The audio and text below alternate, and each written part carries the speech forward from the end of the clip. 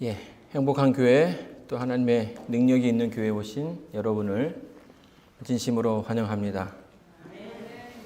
예, 오늘 제목은 쓰레기통을 뒤지다입니다. 제가 이제 중학교 때에 미국에서는 사실은 다 이제 화장실이 아주 깔끔하지 않습니까? 근데 중학교 때 제 기억으로는 화장실이 굉장히 지저분했어요. 그래서 큰 일을 보려면 큰 마음을 먹고 이제 봐야 됐습니다. 근데 그 당시에 쉬는 시간이 10분이었는데 화장실에서 이렇게 있다가 그 쉬는 시간이 거의 맞춰질 즈음에 한 친구가 그 화장실에서 나왔어요. 나와서 그 손에서 500원짜리 동전을 탁 보여주면서 얼마나 이 얼굴에서 환한 미소가 났는지 저 그렇게 행복한 순간을 행복해하는 그 표정을 잊을 수가 없는 거예요. 뭐 한 겁니까? 큰일을 보고 있는데 동전이 주머니에서 빠진 거예요. 근데 이제 그 당시에 버스 값이 학생들이 100원이었습니다. 그러니까 500원이면 상당히 큰 돈이죠. 근데 지금처럼 아주 깔끔한 화장실도 아니고 손을 넣으면 닿을랑 말랑 하는 거기서 이제 넣고 빼낸 겁니다. 그러니까 그 상황이 굉장히 우스운 상황이지만 제 친구의 그 얼굴에는 세상 누구도 줄 수 없는 행복한 모습을 가지고 있었다라는 거예요. 우리가 사는 모든 세상의 사람들은 행복해지기를 원합니다. 심지어는 감옥에 있는 사람이라 할지라도 처음부터 그렇게 감옥을 꿈꾸는 사람은 없다라는 거죠. 내가 자라가면서 또 살아가면서 행복을 꿈꾸는 것은 모든 사람들의 바람이죠. 근데 이 행복을 추구하는 데에 사람들은 4가지 요소가 필요하다라고 이야기합니다. 그 첫 번째는 뭐냐면 즐거움이죠. 즐거움. 이 즐거움이란 행복의 근원이라고 생각을 합니다. 강한 쾌락이라고 설명하기도 하고요. 그래서 이제 사회학자들은 우리가 진화론을 믿지는 않지만 생명을 유지하기 위해서 뇌에서 그런 호르몬을 분비하게끔 해서 사람으로 하여금 움직이게 만든다라는 겁니다. 먹고 싶어서 먹어야 살 수 있으니까 먹는 즐거움을 갖게끔 만들고요. 또 생존에 필요한, 또 번식에 필요한 또 그런 즐거움도 있게 된다라는 거예요. 자, 그런데 유독 인간은 다른 동물과는 다르게 그 쾌감을 더하려고 합니다. 만족하지 못하고 더하려고 하죠. 배가 불러도 더 먹을 수 있는 게 사람이고요. 또 어떤 그 번식을 위해서가 아닌 또 쾌락을 위해서 또 성생활을 하기도 한다라는 것이에요. 오히려 과한 것이, 그러나 그 과한 욕망이 사람에게 또 해를 끼치는 일들을 우리가 종종 발견하게 됩니다. 두 번째는 명예입니다. 한자성어로는 입심양명이라고 하는 한자성어가 있는데요. 그게 이제 옛날만 하더라도 내가 출세해서 어떤 가문의 덕을 줘야 한다는 그런 단어로 해석이 되었는데요. 조선시대 후기로 넘어가면서 그런 모습들이 약간은 이제 출세주의로 바뀌는 것을 보게 됩니다. 사람들이 보이는 것에 치중하기 시작했죠. 내 생일날, 또 장례식에 얼마나 많은 사람들이 모이냐에 따라서 그 사람이 어떻게 살아왔는가를 결정하는 그 척도가 되는 시대라는 거예요. 그리고 다른 사람들도, 나도 다른 사람들에게 좋게 보이기를 원하지만 또 다른 사람들도 그 사람을 그가 입은 것, 그가 가진 것으로 평가한다라는 것입니다. 하지만 이 명예를 통해서 행복을 만끽한다라는 것은 어떻습니까? 구름 같은 것이라서, 이슬 같은 것이라서 금방 사라지게 마련이라는 거예요. 그래서 거기에 나의 행복을 담보하기로는 굉장히 위험한 것이죠. 세 번째는 권력입니다. 이 권력에 만끽하게 되면 그 권력에는 마법과 같은 힘이 있습니다. 예전에 스탠포드에서 감옥 실험을 한 적이 있어요. 그래서 학생들을 대상으로 학생들의 일부는 간수로, 일부는 죄수로 실험을 하는 거였어요. 2주 동안 하는 계획된 거였는데 이 실험이 불과 5일 만에 맞춰졌어요. 그 이유는 뭐냐면 간수의 역할을 했던 사람들이 자기에게 주어진 그 권력을 맛보기 시작하면서 자기의 친구인데, 죄수가 아니라 친구인데 그 친구를 때리고 구타하고 또 성적인 어떤 그런 폭력을 자행하기도 하는 일들이 있었다라는 거예요. 여러분, 사람이 권력의 맛을 보게 되면 변하게 됩니다. 그래서 중국의 진시황이라든지 이집트의 파라오 같은 경우에는 스스로를 뭐라고 생각했습니까? 신이라고 생각을 했죠. 여러분, 이 권력은요, 오히려 그 권력을 가진 사람이 행복을 느끼기보다는 불행을 자초하는 일들이 더 많다는 것을 우리가 역사 가운데서 보게 됩니다. 그 권력을 통해서 친구를 잃어버릴 수 있고요. 또 그 행복을 유지하기 위해서, 권력을 유지하기 위해서 오히려 긴장과 고민 가운데 있는, 그래서 행복이 아니라 우울한 그런 모습들을 더 자주 보게 되는 것입니다. 그리고 마지막으로 행복을 느낀다고 생각하는 마지막은 부예요. 부. 사람들은 무언가를 가진 것으로 만족을 느낍니다. 집이 있으면, 좋은 차가 있으면 행복해질 거라고 생각합니다. 자, 그래서 사람들은 끊임없이 돈을 벌려고 노력을 하죠. 그러나 여러분들이 이미 여러분의 인생 가운데서 여러 번 느끼셨을 겁니다. 하나가 채워지면 또 다른 주머니가 생기고, 또 그 주머니가 채워지면 또 다른 주머니가 계속 더 큰 주머니가 생긴다는 것을 경험하게 되죠. 그래서 부의 행복은 좀처럼 채워지지 못하고 그것에 대해 만족할 수가 없는 것입니다. 여러분, 총 4가지의 것을 말씀드렸는데요. 이것이 세상이 여러분들에게 그것을 가지면 행복해질 수 있다고 제시하는 것들입니다. 자, 그러면 여러분들이 추구하는, 지금 따라가고 있는 그 행복한 길의 끝에 과연 그 행복이 있을까요? 아직 우리는 그 끝을 다 다루지 못했지만 많은 사람들이 그 끝에 내가 원하는 행복이 있을 거라고 생각하고 달려갑니다. 그리고 세상도 그것이 그 끝에 있을 거라고 여러분들에게 얘기해 주고 있어요.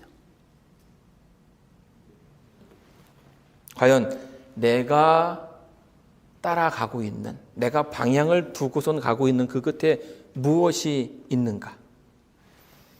여러분, 전도서 1장 2절에 보게 되면 솔로몬이 이렇게 이야기합니다. 전도자가 가로되 헛되고 헛되며 헛되고 헛되니 모든 것이 헛되도다. 여러분, 솔로몬은 당대의 최고의 지성인이었습니다.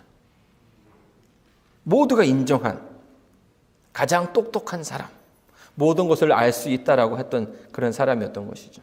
자, 그런 그가 인생을 어떻게 정의합니까? 인생은 헛되다. 모든 것이 헛되다라고 얘기하는 거예요.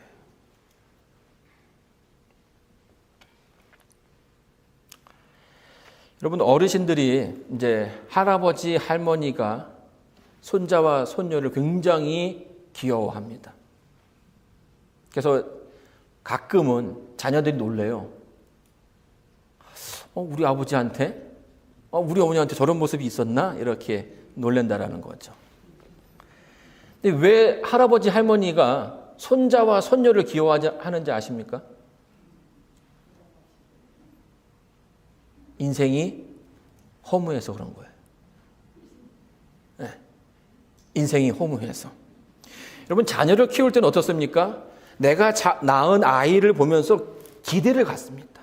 이 아이를 잘 키워서 훌륭한 사람을 만들어야겠다라는 그런 목표가 있어요. 그래서 그런 이 목표 가운데, 그런 욕망 가운데 아이의 귀여움을 보기보다는 자기의 어떤 그런 기대 때문에 너그러운 모습을 보여주지 못할 때가 많다라는 거예요. 근데 이제 어느 정도 이제 인생을 경험하고 살아보니까 어때요? 아, 내가 생각했던 것이 정답이 아니라는 것을 경험하게 되는 것입니다. 내가 추구했던 것이 이 아이에게 정말 꼭 행복을 주는 것은 아닐 수도 있구나라는 것을 체험적으로 경험하는 거예요. 그래서 뭐 하게 되는 겁니까? 그 아이들에게 더 관대하게, 더 사랑을 나누어 줄 수 있게 되는 것이에요.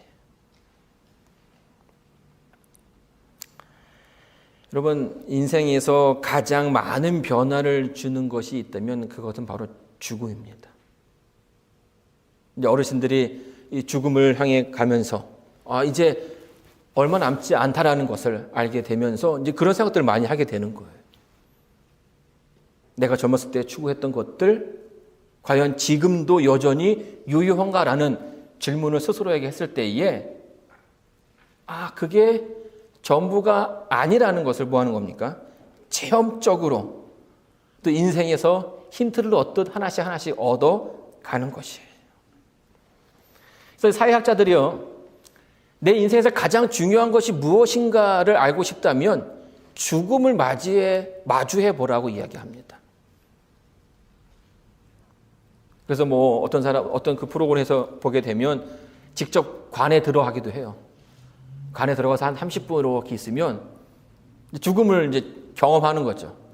나에게 정말 지금 필요한 것이 무엇인지, 무엇이 중요한지 생각해 볼 수 있다라는 거예요. 자, 그런데 솔로몬은 인생이 허무하다라고 이야기하지만 그것으로 그 책을 끝내지 않았어요. 자, 여러분 이제 시간 되시면 전도서의 책을 12장으로 되어 있는 짧은 책인데요. 한번 읽어보시기 바랍니다. 그러면 그 마지막에 뭐라고 얘기하냐면 전도서 12장 1절에 이렇게 이야기합니다. 너는 청년의 때 곧 곤고한 날이 이르기 전에 나는 아무 낙이 없다고 할 해가 가깝기 전에 너의 창조주를 기억하라.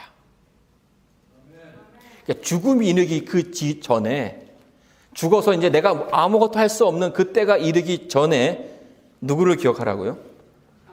창조자를 기억하라는 것입니다. 여러분 혹시 그 쓰레기통을 뒤져본 적 있으세요? 쓰레기통. 사실 이 쓰레기통을 뒤진다라는 것은 굉장히 좀 불쾌한 거죠. 거기에 뭐가 있을지 몰라요. 또 뭐가 어떻게 썩어 있을지도 모르고. 자, 그런데 이 쓰레기통의 쓰레기는 내가 필요 없는 것을 잠깐 두는 장소죠. 그러면 쓰레기통에 넣어야 쓰레기일까요? 쓰레기통에 밖에 있어도 쓰레기일까요? 쓰레기는 쓰레기예요. 왜요? 이미 이 통에 들어가건 밖에 있건 이것에 상관없이 내 인식 속에서 이것은 필요하지 않다라는 선을 넘어선 거예요. 그렇기 때문에 인식 가운데서 버려진 것은 굳이 쓰레기통에 있지 않아도 쓰레기라는 것입니다. 여러분 솔로몬이요, 하나님을 대하는 모습이 그랬습니다. 여러분 아시는 것처럼 솔로몬은 젊었을 때에 하나님께 칭찬받는 사람이었습니다. 네가 왕이 되었으니까 내가 너에게 무언가 선물을 주고 싶은데 뭘 줄까? 이렇게 얘기했을 때에 솔로몬은 하나님께 주신 이 백성을 내가 잘 다스릴 수 있는 그 지혜를 주십시오라고 얘기했어요. 금을 원하지도 않았고요. 권력을 원하지도 않았고 오래 사는 것을 원하지도 않았어요. 그저 하나님께서 맡기신 이 백성을 잘 다스릴 수 있는 지혜를 주십시오라고 얘기할 정도로 하나님을 존경하고 하나님을 사랑하는 왕이었습니다. 그래서 하나님께서 이 산신령이 목수가 아니죠. 나무꾼에게 금도끼, 은도끼, 서도끼를 다 준 것처럼 하나님께 솔로몬에게 모든 걸 다 주셨어요. 이스라엘의 그 역사상 가장 강력한 시대가 솔로몬 시대였습니다. 옆에 있는 이웃 나라가 오히려 그냥 알아서 조공을 드릴 정도로 또 그의 그 지혜가 세계에 가득했고요. 또 부인이 아갓을 보게 되면 부인만 140명, 첩은 따로 셈하지 않았습니다. 그러니까 인간이 누릴 수 있는 모든 어떤 그 복이라고 하는 것들을 누려본 솔로몬이 결국에 어떻게 됩니까? 그의 그 인식 가운데서 하나님을 조금씩 멀리하게 되었다라는 거예요. 하나님을 믿었지만 그때 하나님을 믿지 않는, 하나님을 버린 그런 삶을 살게 되었다라는 거예요. 자, 그런데 그랬던 그가 뭐합니까? 다가오는 자기의 그 죽음 앞에서 쓰레기통을 뒤지기 시작하는 거예요. 예전에 버렸던 뭐 하는 거예요? 하나님을 찾기 위해서 나섰다라는 거죠. 마치 그 변기 안에서 500원짜리 동전을 꺼내가지고 그렇게 행복한 미소를 지었던 것처럼 솔로몬 역시 자기의 그 인생을 되돌아보면서 자기가 버린 것 가운데서 한 가지를 찾아내는데 그게 누구냐면 바로 창조자 하나님이었다라는 거예요. 모든 것을 다 경험한 후에 내린 결론은 자기가 찾고 있던 행복의 끝에는 하나님이 계시다라는 거죠. 사람은요, 진정한 사랑을 만날 때 행복해지게 됩니다. 그래서 이 연애하는 사람들이 굉장히 행복해하죠. 그 이유가 뭐예요? 무조건적인 사랑을 만났다라고 생각을 하기 때문이에요. 물론 그 사랑이 오래가지는 않습니다. 하지만 사람들은 이미 오래전에 그 무조건적인 사랑을 경험했다라는 거예요. 시인 박목월 선생님의 아들이고 또 서울대 명예교수이신 우리 박동규 님이 어머니라는 글을 이렇게 썼습니다. 좀 길지만 읽어드리겠습니다. 내가 영리하고 똑똑하다는 우리 어머니, 내가 초등학교 6학년 때 6.25 전쟁이 났다. 아버지는 내 머리를 쓰다보며 어머니 말씀 잘 듣고 집 지키고 있어 하시고 그리고는 한강을 건너 남쪽으로 가셨다. 그 당시 내 여동생은 5살이었고 남동생은 젖먹이었다. 인민군 치하에서 한 달이 넘게 고생하며 살아도 국군은 오지 않았다. 어머니는 견디다 못해 아버지를 따라 남쪽으로 가자고 하셨다. 우리 삼형제와 어머니는 보따리를 들고 아무도 아는 이가 없는 남쪽으로 길을 떠났다. 일주일 걸려 겨우 걸어서 닿은 곳은 평택 옆 어느 바닷가의 조그마한 마을이었다. 인심이 사나워 헛간에도 재워주지 않았다. 우리는 어느 집 흡담 옆 골목길에 가만히 2장을 주워 펴놓고 잤다. 어머니는 밤이면 가만히 위에 누운 우리들 얼굴에 이슬이 내릴까봐 보자기를 씌워주었다. 먹을 것이 없었던 우리는 개천에서 작은 새우를 잡아 담장에 넝쿨을 뻗은 호박잎을 따서 죽처럼 끓여 먹었다. 3일째 되는 날 담장 안집 여주인이 나와서 호박잎을 너무 따서 호박이 열리지 않는다. 다른 데서 자라. 고 하였다. 그날 밤 어머니는 우리를 껴안고 슬피 우시더니 우리 힘으로는 도저히 남쪽으로 내려갈 수 없으니 다시 서울로 가서 아버지를 기다리자고 하였다. 다음날 새벽 어머니는 우리들이 신주처럼 소중하게 아끼던 재봉틀을 들고 나가서 쌀로 바꾸어 오셨다. 쌀자루에는 큰 끈을 메어서 나에게 지우고 어머니는 어린 동생과 함께 보따리를 들고 서울로 다시 돌아오게 되었다. 평택에서 수원으로 오는 산길로 접어들어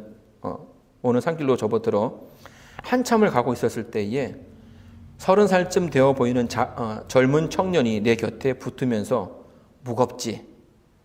내가 좀 져줄게 하였다. 나는 고마워서 아저씨 감사해요 하고 쌀자루를 맡겼다. 쌀자루를 짊어진 청년의 발걸음이 빨랐다. 뒤에 따라오는 어머니가 보이지 않았으나 외길이라서 그냥 그를 따라갔다. 한참을 가다가 갈라지는 길이 나왔다. 나는 어머니를 놓칠까 봐 아저씨 여기서 내려주세요. 어머니를 기다려야 해요 하였다. 그러나 청년은 내 말을 듣는 둥 마는 둥 그냥 따라와 하고는 가버렸다. 나는 갈라지는 길목에서 서서 망설였다. 청년을 따라가면 어머니를 잃을 것 같고 그냥 앉아있으면 쌀을 잃을 것 같았다. 당황해서 큰 소리로 몇 번이나 아저씨 아저씨 하고 불렀지만 청년은 뒤도 돌아보지 않았다. 나는 그냥 주저앉아 있었다. 어머니를 놓칠 수는 없었다. 1시간쯤 지났을 즈음 어머니가 동생들을 데리고 오셨다. 길가에 일고 있는 나를 보시더니 첫마디가 쌀자루는 어딨니? 하고 물으셨다. 나는 청년이 져준다더니 쌀자루를 쥐고 저 길로 갔는데 어머니를 놓칠까 봐 그냥 앉아 있었다고 했다. 순간 어머니의 얼굴이 창백하게 변했다. 그리고 한참 있더니 내 머리를 껴안고 내 아들이 영리하고 똑똑해서 애미를 잃지 않았네 하시며 우셨다.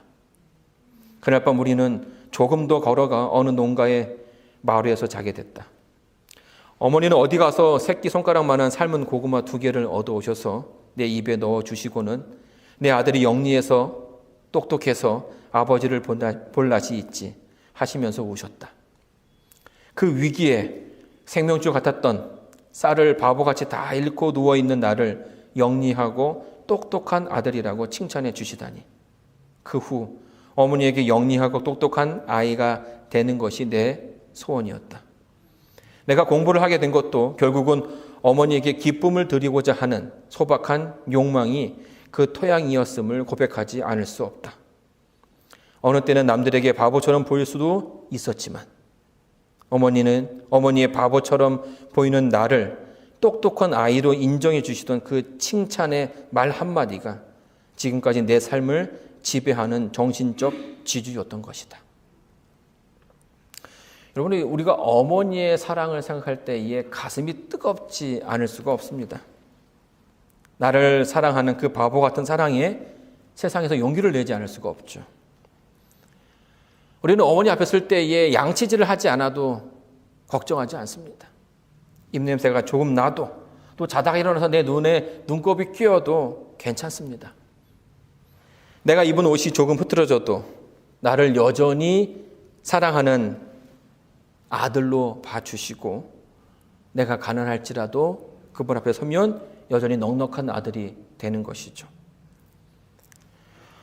세상처럼 가진 것으로 나를 평가하는 것이 아니라 그 존재만으로 나 다른 이유 하나로 사랑하시고 아끼시는 어머니의 사랑. 우리는 그 사랑 가운데 있을 때 행복을 느끼게 되는 것이에요. 헬라어로 이 어머니의 사랑을 아가페라고 이야기합니다. 아가페. 그러니까 무조건적인, 조건이 없이 사랑하는 사랑이라는 뜻입니다. 자, 그런데 원래는 이 아가페라는 단어는 하나님의 사랑을 상징하는 데 쓰여진 단어라는 거예요.